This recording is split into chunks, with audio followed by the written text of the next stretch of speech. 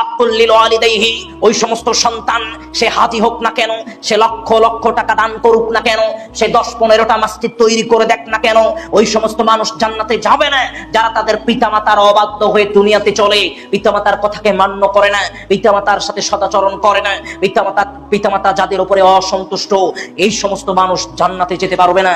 এই কথায় আল্লাহর নবী রাসূল সাল্লাল্লাহু আলাইহি ওয়াসাল্লাম বর্ণনা করছেন।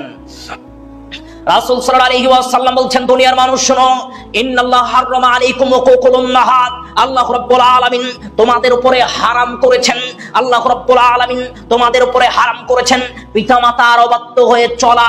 পৃথিবীতে পিতামাতার অবাধ্য হয়ে চলা দুনিয়ার মানুষের জন্য আল্লাহ হারাম করেছেন। পৃথিবীতে পিতামাতার অবাধ্য হয়ে চলা দুনিয়াতে আল্লাহ আপনার জন্য হারাম করেছেন, যদি সেটা শরীয়ত বিরোধী না হয়।